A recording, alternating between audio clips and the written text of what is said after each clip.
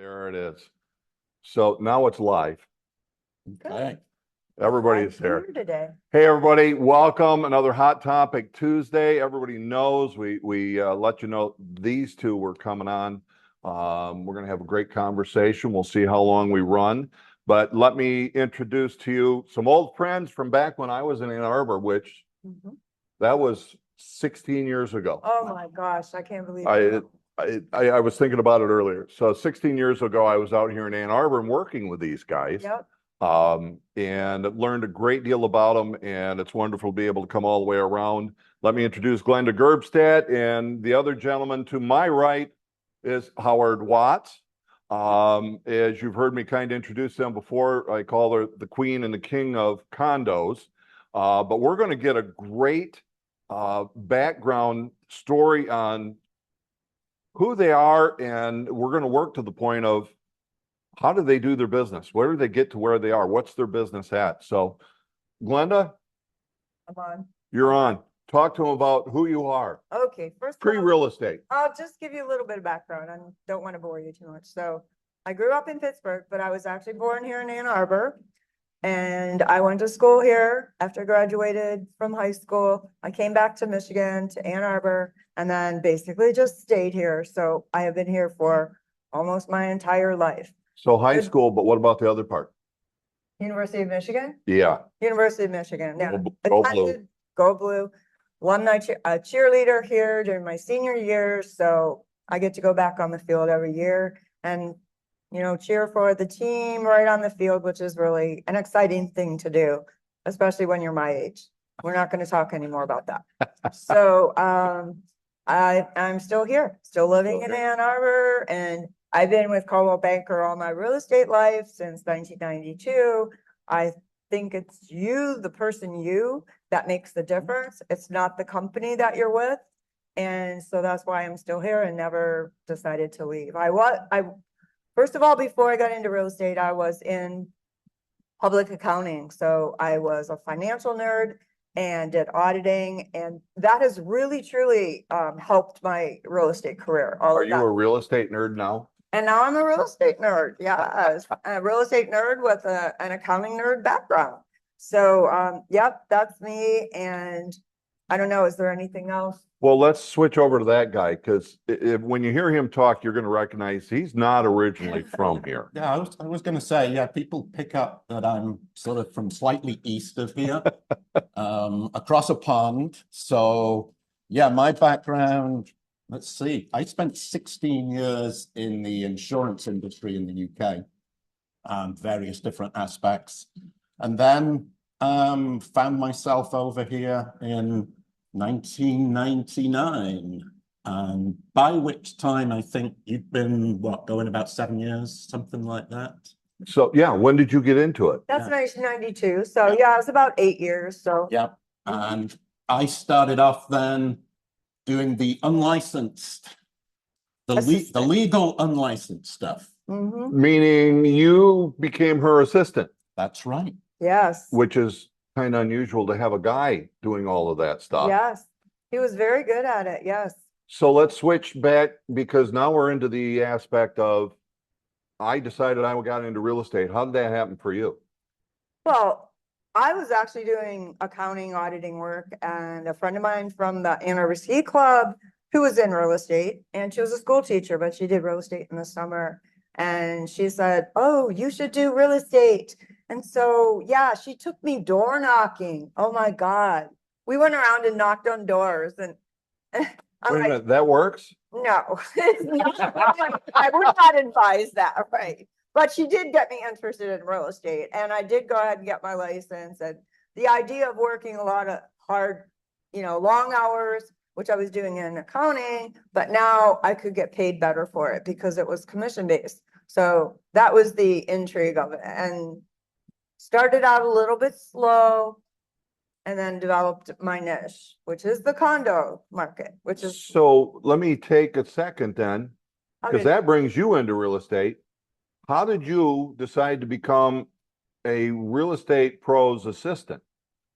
After your associate degree. Well, I think where it really comes in is when I first came over, to the States, You went to school. I actually went back to school. Oh, And I went to Washtenaw Community College and did a 2-year degree in internet design and web design. First It was, year I think, program. the first or the second year, because we're now going back into the early 2000s when this was all at its infancy. And I really went into that oh, with a view to perhaps doing that as my career, Web design. web design. But then we realized that there was some really good opportunities to merge that skill and attributes that Glenda didn't have in her business at the time and really be at the forefront of something that was groundbreaking. wow. So then, and I'm trying to keep us in a chronological order because you'd now been in the business for how long? About 8, 9 years. And what got you to kind of create that niche within the condominium market? Well, I was always a real big proponent of condominium living, and it was more in its infancy. There weren't as many condo developments at the time, but I wanted to purchase a property, which my parents, wanted me to do. And so I wanted to purchase a condo because I knew I was going to be busy with my extracurricular activities. And that was your first home? And that was my very first home. So I purchased the condo and then got really into condo living, joined the board of directors, became a treasurer, was very outgoing with all the neighbors, and that became my farm. And then I just sort of started to branch out from there. But with Howard's knowledge of the website and this internet coming into creation and becoming popular, he had to do a special project. So he developed the condo website for me, the Ann Arbor Condo Connection. And that's how we kind of started that. And that was really a business booster. How did you guys connect then? I mean, to even start with that. Oh, well, that's another story. You want to come back next week? Yeah.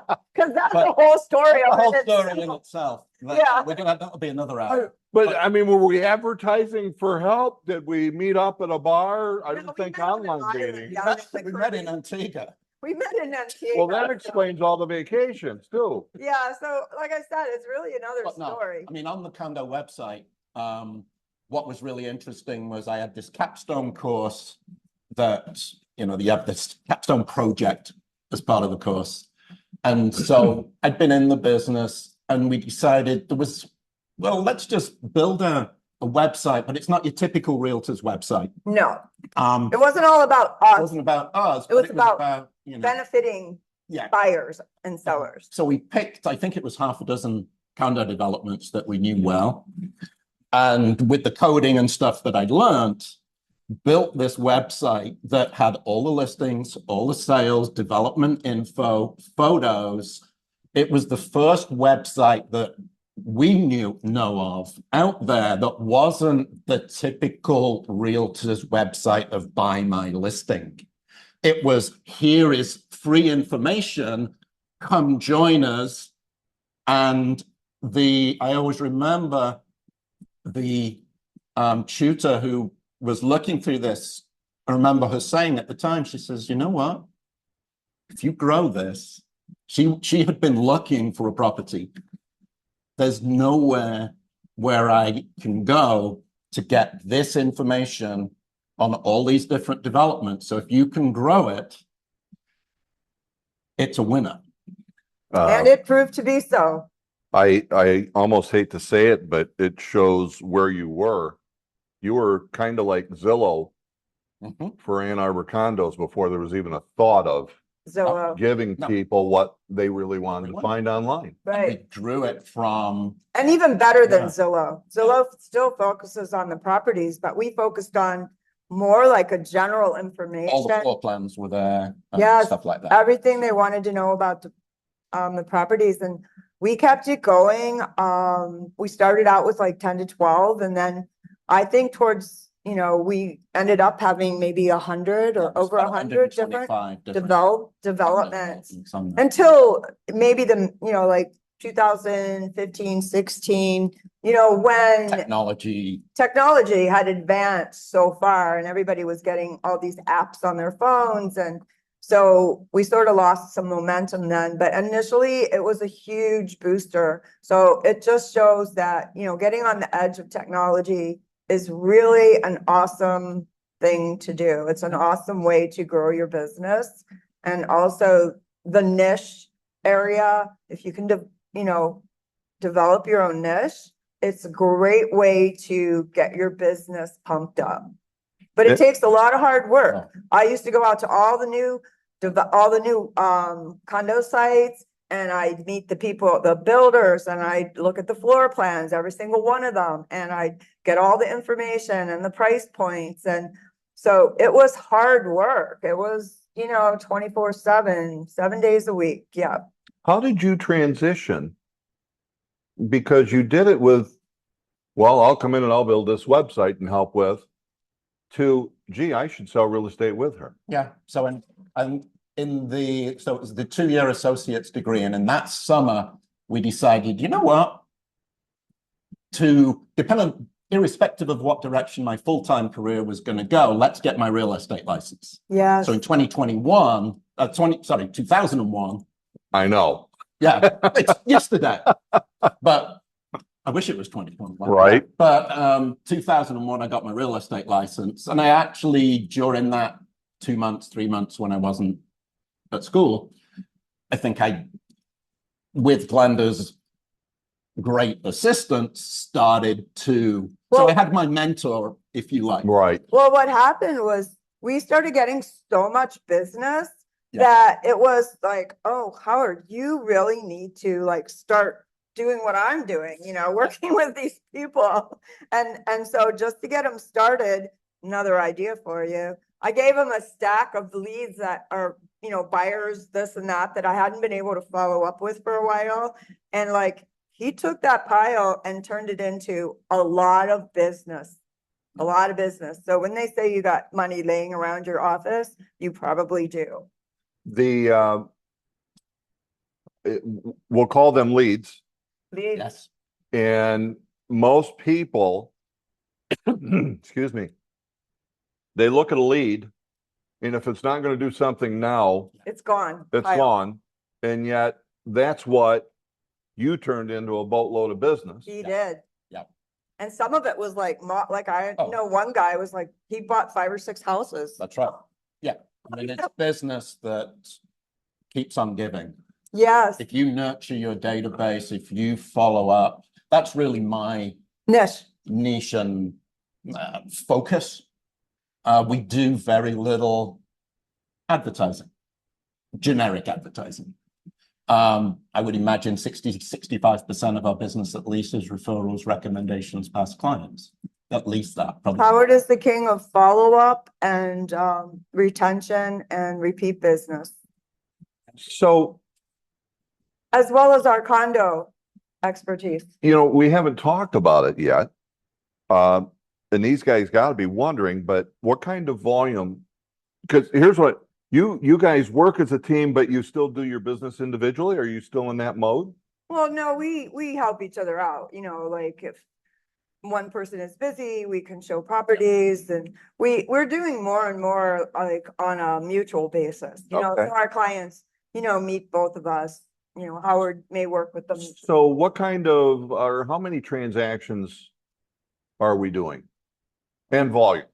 I mean, we're doing 50 to 60, something like that, 25 mil, 20 to 25 mil. We were doing closer to 100 until I took over my dad's business, his commercial real estate business, when he passed away a couple years ago. Okay. So I've been doing more commercial and trust and commercial rental business. And so you're cruising a little bit. I'm cruising in that direction. I'm doing both now. Or you're not doing 100 anymore. No, we're not doing 100 anymore. Right. This year's looking pretty good. Yeah. So, Anything you attribute that to? Howard's I mean, follow up. Yeah, I mean, we've invested in, there's so many tools out there, and I know there's various things going on at the moment within Coldwell Banker, Mhm. HRC, to try and unravel and explain to people everything that's out there. The problem is there is too much out there. And so what we've started to do is just take one or two of those opportunities, because if you try and do it all, you suck. You actually Yep. end up doing Yep, you can't do all of what's there. So we've got in what's proven, we've done quite a lot, or I've done more of the video marketing in the last 2 years. A lot more video marketing. Now, video marketing properties or Personal. personal? More personal. So I actually use BombBomb. Okay.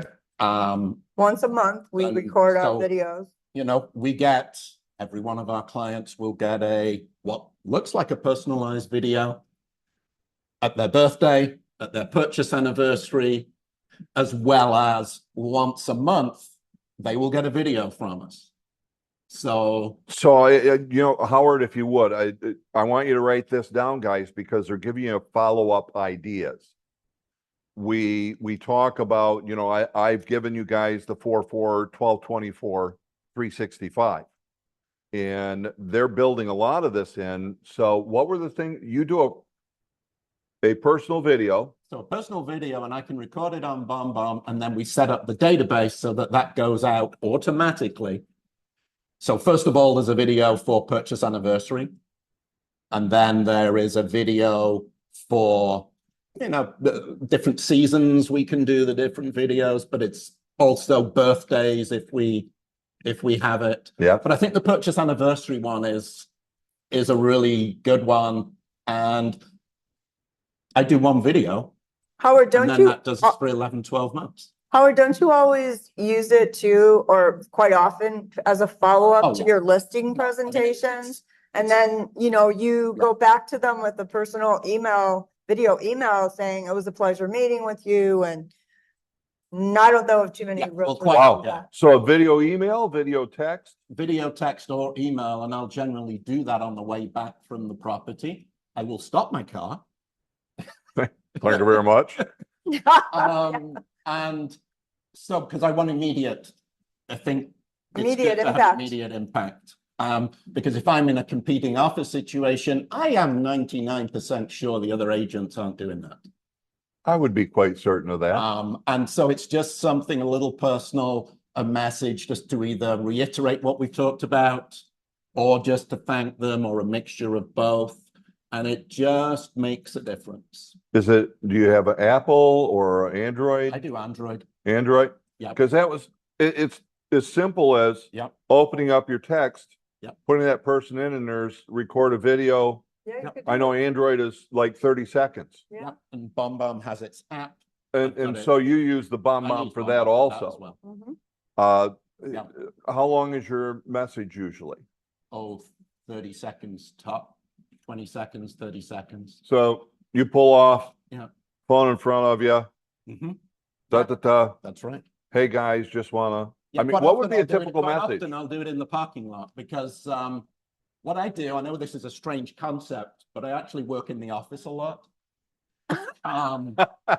So, these four walls, it's actually where I work best. But so quite often I'll be coming back from an appointment and I'll be in the parking lot. If I get to the office, it's too late, because there'll be stuff to do. There'll be emails, there'll be texts. I want to keep focused on what I've been with those people, because then that is going to come out the most genuine. So be in the parking lot, quick video. That makes sense. Yeah. Makes a lot of sense. It's just doing different things gradually, because you can't do it all at once. And you're still using a great bit of technology. Yes. So what about where you're at now? Let's go back to the beginning. If you're going to share with anybody what they should be doing, what should they be embracing? You hit the niche with the condominium, that foresight to go, hey, There's nobody else doing this. There was What nobody about else now? doing it. What should somebody getting into this business now do? Well, I still think it's relevant, to pick a niche that's been around. Like, there's nothing wrong with condos. I mean, I also did new construction at the same time. And went to even all the residential, developments. So I was kind of playing both, but I think I focused a little more heavily on the condos, but also the new construction. I mean, I'd go out and I'd meet the builders reps, and sometimes I'd sub in for the builders reps. Like, if it was like an individual smaller builder, and the guy would go like, oh, he wanted to go to the U of M football games. I'm like, oh, fine. Even though I was a cheerleader. Okay. But I was more interested in getting my business going. So I would sit there at the model and I'd sell like anything I sold that day. That was my sale. I'm like, yeah, I'll do it all day and all night. I love new construction. And I don't know, I think you just have to kind of pick something that's like close to your heart. Like, I don't know, like selling fishing properties or cabins or, vacation condos. It could or- be even a neighborhood. It could be neighborhood, it's just something that you want to immerse yourself in it. And that's how you grow, you start small and then it sort of expands for you. And you just have to pick something that you love, that's close to your heart, because your passion will drive your business. That's what will drive your business. And you won't care if you're working 12 hours a day. You won't care. Which I want to, while you were finishing, I'm going, now I got to tell her, or have you tell them, how many hours did you work in the beginning? Oh, geez. It was insane, really. I mean, I'm not a morning person now, but I would get up 8 o'clock and I'd be working from like 9, 10 till 11 or 12 at night. It was not good, but I loved it. And I'd been doing that as an accountant. So it wasn't something new to me. It was something that I was used to, but it was all the process of getting familiar with it. And I would immerse myself. I never took marketing. I was not a big socialite, but I had to learn to speak in front of people. So at the ski club, I volunteered to run one of their activities, and I just forced myself to get out there and do anything that I felt uncomfortable with, just to do it and put myself there.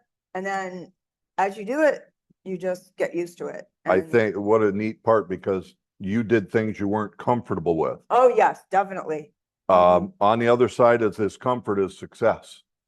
So if we're going to stretch, if we're going to really achieve the things that we may be dreaming of, it's a great one, because you mentioned it earlier. I'm going to put it in different words, but you can make more money in real estate because the amount of time that you put into it is commensurate to the hard work, the skill that I put into it. Whereas when you were in the finance, you weren't necessarily getting additional compensation No. for the time you can. Right. Real estate, it will reward you for your hard work. Luck, hard work and preparation meeting the opportunity. It will. And that's the great thing about, they ask like, what makes America great? That's what makes America great. We can all be, entrepreneurs, and we are entrepreneurs, and we can expand our business, or we can, make it a business that fits more rounded with our family life. I mean, we can do with it what we want to do with it. Howard, how about you, time-wise? Oh, I mean, time-wise, I know in the beginning you had to keep up with her. yes. Otherwise right. you would be beaten. But no, I mean, you actually don't notice the time when you are being productive and your heart's in it. The time is immaterial. It's important you still block out time. Absolutely it is. But I think the thing is, to me, the key aspect is communication. And especially with the customers, because a lot of customers, well, all you do is sell a house. Yeah. That's all we do. I mean, we just put a sign in the yard and it sells. And you're getting paid all this money. Right, big money, all of that. Big money. All And 6%. you keep all of that money. Yep. You have no costs. But the key is I communicate subtly to clients everything that I'm doing for them and with them. And you get buy-in. Once they actually see what you're doing, not necessarily the time, but all the different aspects you've done. Sometimes we don't do ourselves any favors and we just assume the customer knows how hard we're working for them. And a lot they of us don't. They A lot don't. of them don't. And I would do a lot of work and they wouldn't have an idea of it. And I actually learned from Howard, you know, we taught each other and I learned from him that you have to communicate what you're doing to these, you know, how you're helping them. And they don't know. They really don't. And I would assume that they did know, but they don't. And you know, you learn from everybody. And that was one of the things, big, huge thing that I learned from Howard. Is it phone? Is it text? Is it email? Oh, Depends what they're, you know. What their I didn't know what the answer was going to I be, mean, but I'm, that's, you know, back in 2001, well, back when I started my business career in England, Scotland, you know, cell phones were just coming in. So I'm not a natural texter. right. I've become, Yeah. because there are certain clients and you pick up very quickly how they want to be texting all the time. And so, okay, that's fine. So you have to adapt. And that's the thing. That's the other aspect. You talk about, well, what do you know, where do you go next or what should be concentrating on? And it's a matter of, you've got to look to the future. If you keep doing what you're doing, you're going backwards. yes. There's no quote that I always use still. Yeah. Should always be green and growing, for once you ripen, you rot. I believe that was one of the president's wives, gosh. the That old president, Roosevelt or something of that Oh, nature. But that's a Because good one. you can't do too much, but you've got to always be looking ahead. And because there probably was a time, maybe just after the pandemic. And yeah, our business, I mean, we at the pandemic, the business was growing and the like, but maybe 3 years ago, I just felt there was something missing in our business in terms of where it was going. And it was because really we were doing the same old. Hmm. yeah. So that's when we started to invest a little and we tried some things and they don't work. It's a great point, You know. with how we sell, the psychology of selling, words that still hasn't changed, that process, that systems. But technology has come in. Yeah. And you brought up a great one, that there are things that are coming into the real estate business and they've gone away. There's the things that are coming into the real estate business and they aren't going away. And, you know, the three of us have been in this business long enough to be able to see all of that. So guys, one of the things that it really prompted for me is AI. I think AI we're is- still learning what's going to, how that's going to be used and impacting us. It's a dangerous thing. It is a dangerous thing. It's like playing with fire. You just need to be very careful how you use it and what you do with it. Well, what were you sharing with us about the, what some agents are doing? Oh, I think there's some misrepresentation out there with the AI enhanced photos. And some people are not just doing like virtual staging, which I think is appropriate and it is useful. And, you know, as Darwin mentioned, in what is it, in real comp land or Real comp, they're, yep. they're required to put the enhanced picture and then the actual picture, which I think is really a good thing, you know, and you can see, you know, how that really helps. But I did see one the other day where they had taken a multi-million-dollar home and that was, I think, probably very dated and kind of run down on the outside. I didn't realize it because the very first picture I saw was this incredibly beautifully landscaped entryway. And I'm like, wow, that's a gorgeous home. And then there was just no, later I'm just kind of flipping through the pictures and I'm like, oh, wait a second. This is what it really looks like. And it wasn't even apparent, like there was no side-by-side pictures. And I think that's wrong.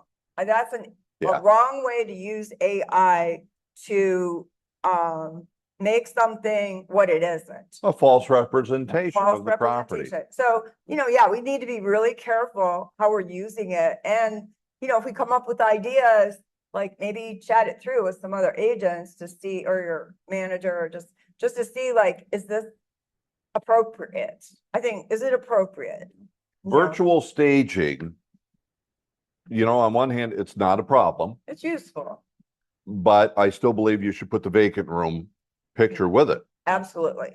Absolutely. Again, it's people, you don't want to shock people, but we don't want to remove windows. We don't want to remove I've seen them change landscaping, rooms, right? no more fireplace, like different light fixtures. Yeah. Like, I mean, that's like a completely different home.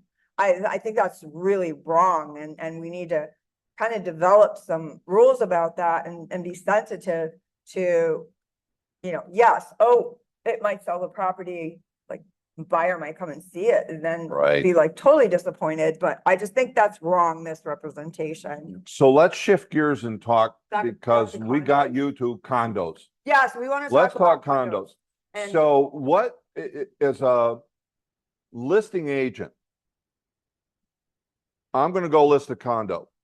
What should I be looking for? What information, document should I be obtaining? Well, not only should we be looking at the property itself, but we need to be aware there's a master deed in the bylaws. And we need to be able to provide that information to buyers because, that impacts their, costs in living in that property. In terms of actual finances, what their association fee pays for and what it doesn't pay for. And we also need to be looking at the association, is it a viable association?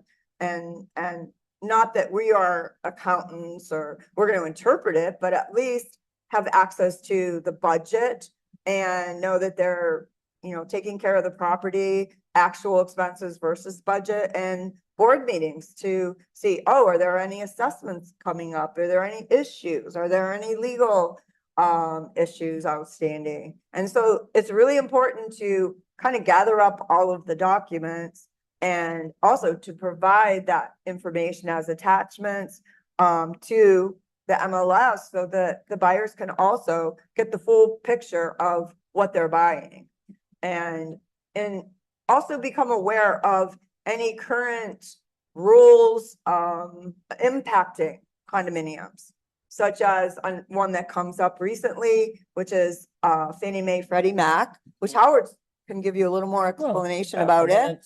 I mean, in the Fannie Mae, Freddie Mac, we're still in the early stages. We don't really truly know the full impact. What I have noticed is that there is definitely more due diligence by lenders on the overall. Those quick approvals have definitely gone. Certainly in the majority of situations, they're now doing full approvals. I've had two recently where the lender, before even the status letter has come from the condo association, the lender has found a lawsuit. Really? Two situations recently, and I've not come across that in 20 years. So I've got to believe that's because these lenders, and it was two different lenders, are now doing more due diligence. They were both slip and fall lawsuits that may or may not be frivolous, but they're there. And in one of the situations, the lenders was basically said, no, we can't, with that in place, we can't sell it to Fannie Mae and Freddie Mac. Therefore, Can't get the loan. you can't get the loan. Fortunately, in that situation, I had an agent who understood and we could talk it through, and she was able to convince the buyer to get a portfolio loan, and we still closed.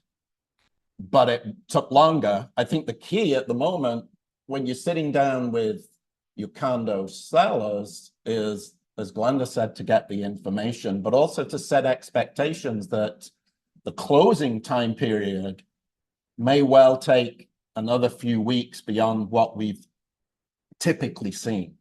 And I think if you set expectations, you're fine. Right. If you spring upon it, the last time they bought a condo, they bought it in 25 days.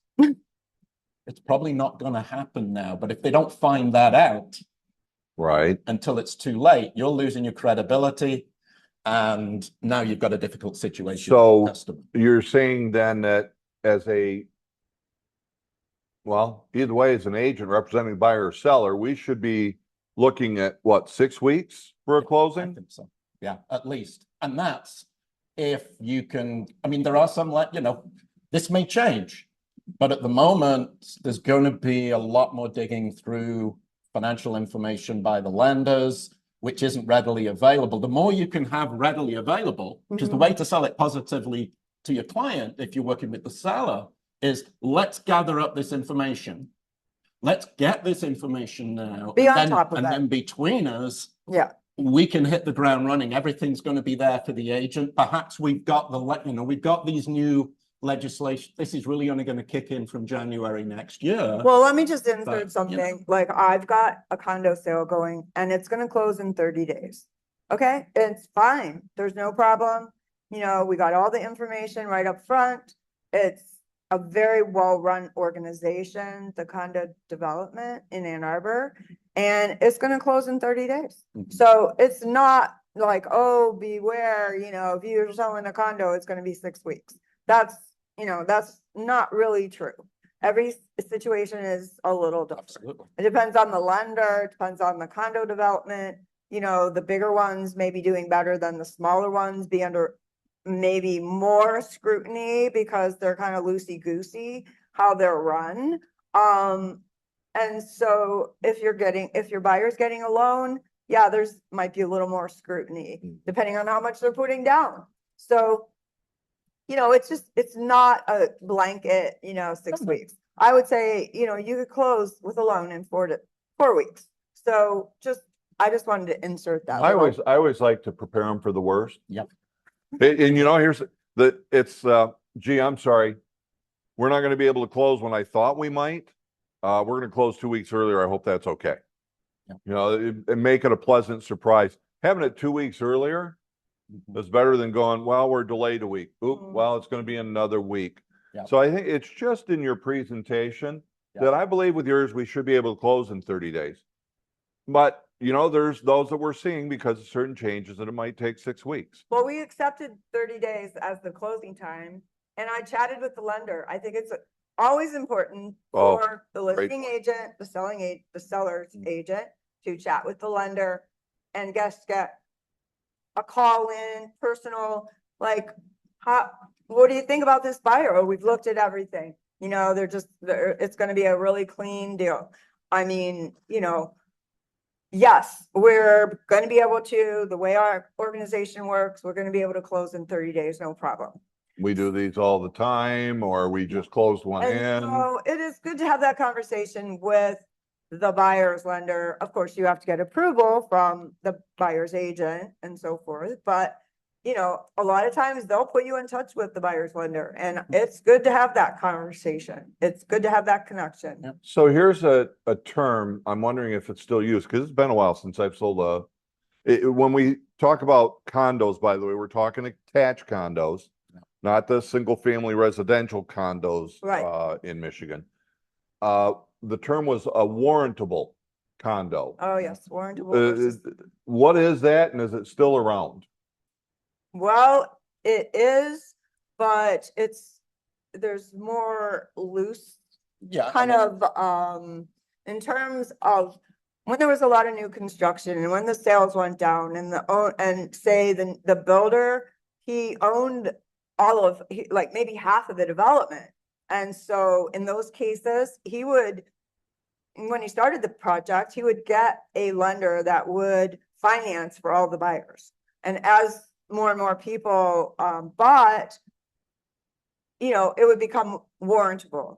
But if there was some kind of problem, like an economic downturn, like we had in 2008, 2009, then he had those for a while. 50% of the development was owned by the developer builder, and then they were non-warrantable. Or if there's too many rental units, and there's always a rental cap in the bylaws and master deed.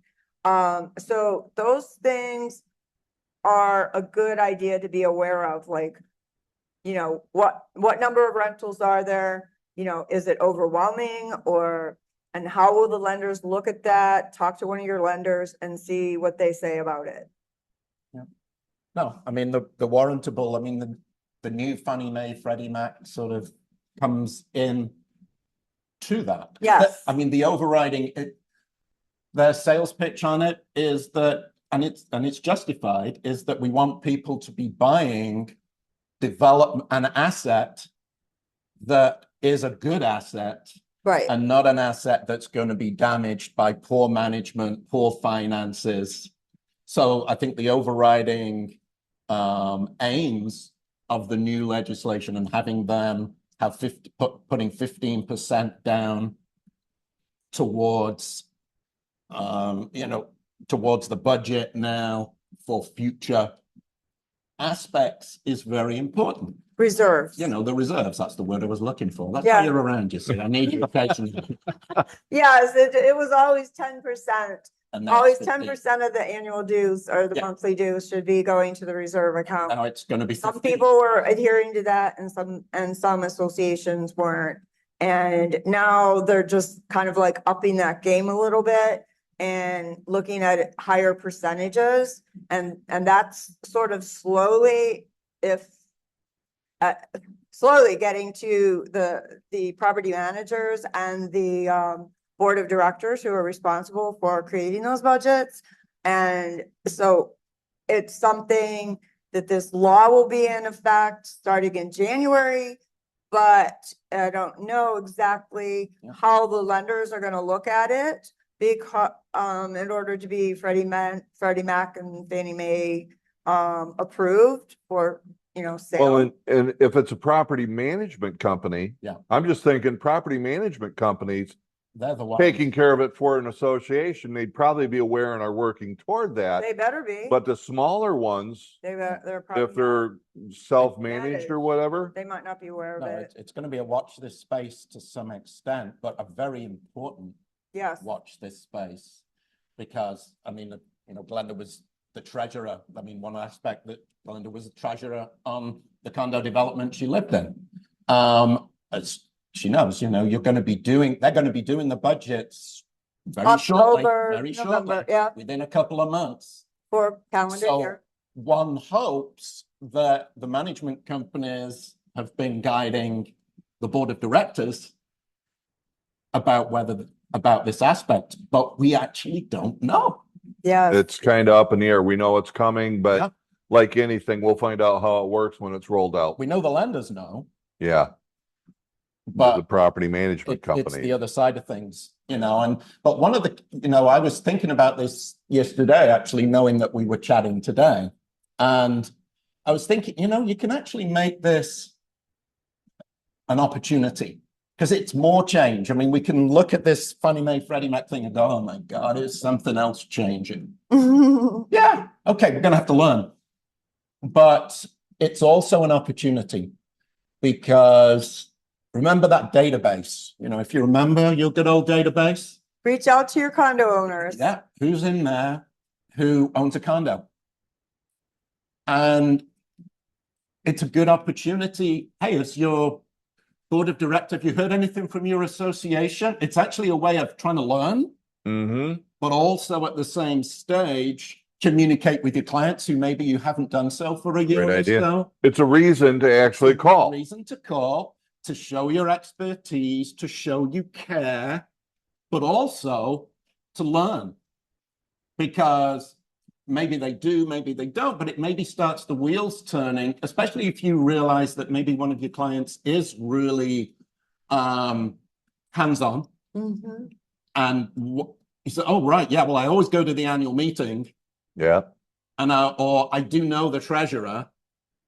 So, but it's, you know, and then you ask for some feedback from them. What did you find out? So you then become the knowledge expert.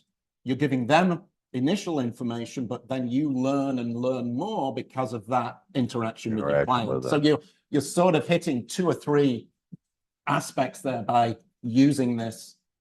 So we're kind of coming down on time here, but here's one that hit me. is there any type of financing that they will not do condominiums? More specifically, I know at one time it was VA wouldn't finance condos. Yeah. Is there anything I like was- that now? Well, I was speaking with, I think it was an agent in the office the other day. I can't remember who it was, but we were sat down and we were talking about VA. And I said, you know, there is a list of VA approved condos. Mhm. You go to the appropriate websites. If you go to the wrong websites, so don't go to the sponsored searches. But if you go in VA approved websites, you'll eventually get to the HUD website, and there is a list of VA approved condos. And I typed in a zip code in this area, and there was one. Wow. The majority of condos are not VA approved. Now, I would always say, speak to your lender. Speak Right. to your VA lender, because they may have workarounds, but if you look at the official VA approved condos, there's very few in this area. And also, that are now along being with approved. that are the FHA. There's Yeah. like very few FHA approved, and now the lenders are really not doing spot approvals, so forth. They're really, that used to happen. They could do a spot approval for one condo, but now they're not doing that anymore. I mean, they would give a questionnaire and have it filled out, and then, you know, issue a spot approval. But now, like the condo that I'm selling right now, the listing that I have, this one in particular, the buyer's doing 5% down, so they're doing a conventional. And so that's how, you know, they're getting around it. They're just doing conventional loans. So if we're doing a condo, I should definitely be involving my mortgage person Yeah, and making sure that they're going to be able to, we can look pretty freely, or Yep. no, FHA, VA is more difficult to be able to sell a condo as far as that type of financing. yes. Yep. No, the partnerships we have, you know, in this case with the lenders, but also with the title companies, as we were talking about at the office meeting this morning, it's critical. We can't do it all ourselves. Right, right. We can't expect to know it all, but we need to know who to turn to so that we become the quarterback for our clients. And oh God, that's an American expression. I must have been here too long. But The more upfront we can do, I think, you know, rather, I mean, it used to be we didn't get title work till the end, you know, like pre-commitments and, you know, lender conversations and so forth, you know, doing more in advance to eliminate surprises towards the end will make everything run so much smoother. And I know that's one of the things that you said in the very beginning for you. It was all the things that you were gathering at the time of a listing when nobody else was doing. Right, yes. So we'll No. say wrapping up, Wrapping up. what would be your advice to anybody, general or condos? How do I get where you are? How do I close that many deals? Well, I would say with all the activity, with all of the technology in existence today, it has made selling real estate, marketing and selling real estate, a lot less labor, labor intensive. And I would say, you know, definitely set your boundaries, have a more balanced lifestyle, and you can make a very good living doing It reminds me of how I came in here. it. We work to live, not live to work. Mhm. So you can have all that money, but gosh, it's really what we're doing with it. It's, you know, it's your why. Right. Yep. No, I mean, I go back to the databases and the client. It's all about the client connections that we have and the people connections that we have. And, you know, probably by the time I go back to my desk, I'll have had 5 more text messages for people trying to sell me leads. Mm-hmm. And you know, occasionally I'll go back to them to say, look, I've got more leads than you, so do you want to buy some from me?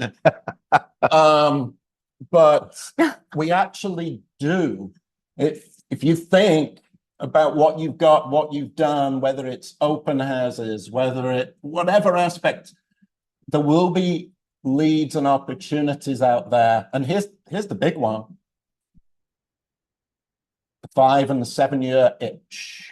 And people, if you sold somebody how many of your 5 to 7 year ago, pandemic time, one of our best years ever was 2021.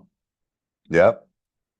6 years ago, I'm working with 4 different buyers right now who bought in 2021 and either life or personal circumstances.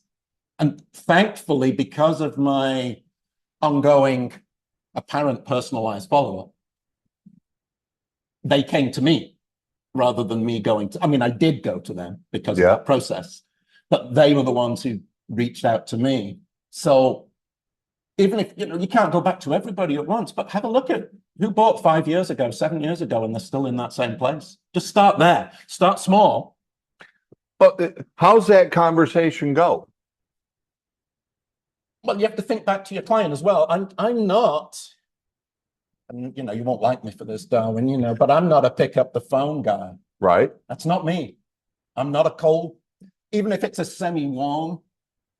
So I'm generally email or a video email.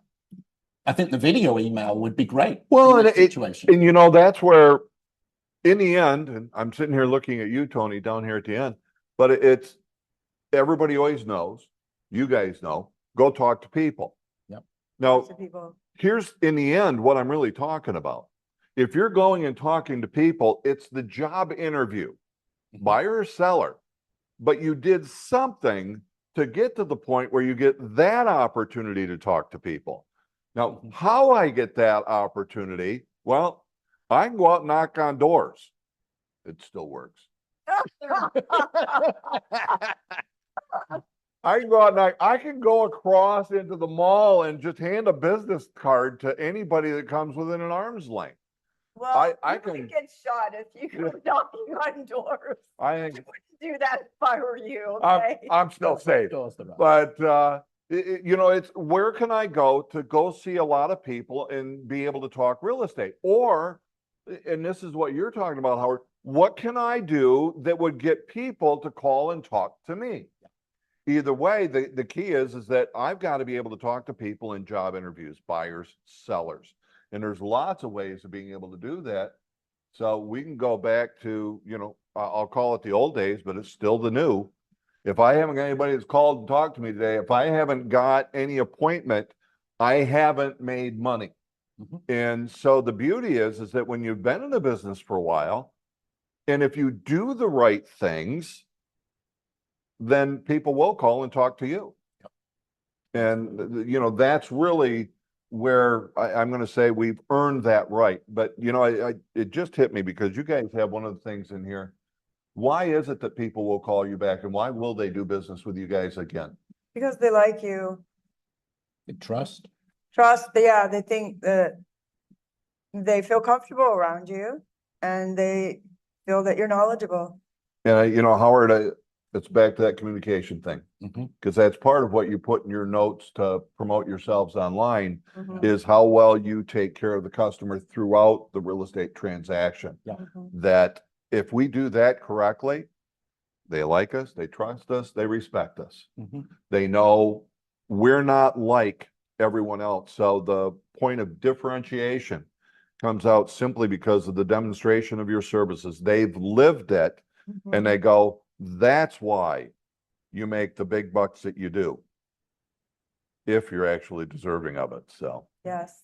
Well, all right. you. Yeah. Well, guys, Thank you Thank very you. much for asking us, Ah. Lauren. we're Pleasure going to to try hear. to do more of this with some great people like this to see what points of wisdom we can find out from everybody. So everybody do that little silent round of applause out there. Give us some hands and there it Thank you is. for your attendance. Yeah. Guys, thanks so much. Remember, next week we are off. So Darwin's going to be on vacation. If you happen to be in Muskegon, you can call me up. Maybe we'll hook up. But Stay cool. stay calm. Yeah. Hey, go knock on doors. See you, everybody. Have a great one. Bye-bye.